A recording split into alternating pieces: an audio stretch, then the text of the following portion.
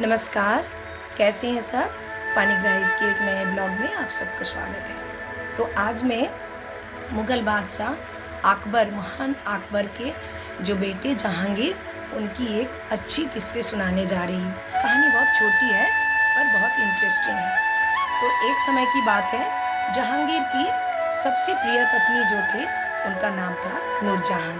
तो नूरजहान को शिकार करना बहुत पसंद था।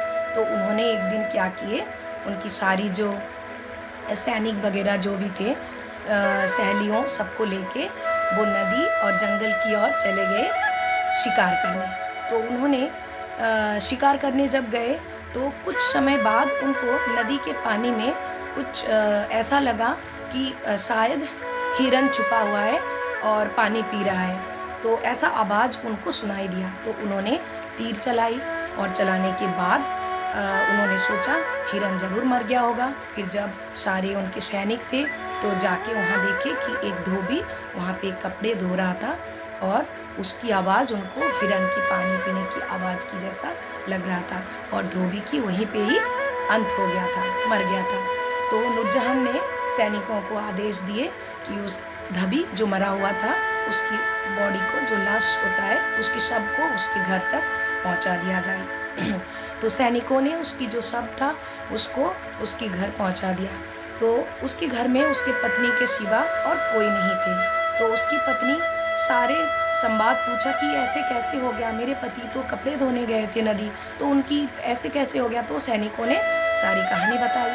सारी कहानी बताने के बाद उस औरत ने, धोबी के जो पत्नी थी, उसने सोचा मैं जहांगीर के पास इंसाफ के लिए जाऊंगी।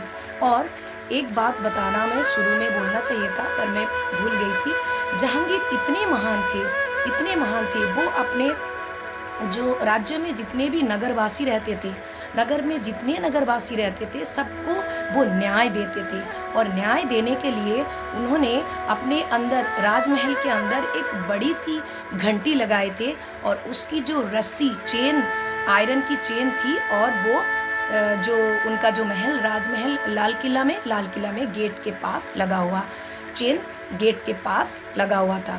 जिसको भी न्याय की ज़रूरत होती थी या फिर जिसको भी कोई प्रॉब्लम्स, मुसीबत आती थी, तो वो ज़रूर वो चेन को खींचते थे। तो जहांगीर को पता चल जाता था कि ज़रूर किसी ने न्याय के लिए आया है। तो जैसे ही बेल बजी तो जहांगीर एकदम से आ गए और आके उन्होंने पूछा क्या बात है। तो धोबी के जो पत्नी, उसने उसकी पति को, लाश को वहीं पे सुलाई थी और उसने बोला आपकी पत्नी ने, उसको तब तक भी पता नहीं था कि जहांगीर, ये स्वयं जहांगीर ही आए हैं। उसने बोला जो मुग़ल बादशाह जहांगीर हैं, हमारे जो सम्राट नवाब हैं, और उनकी पत्नी नूरजहान की बेवजह से मेरे पति की जान ले लिए शिकार करने की मनसा ने।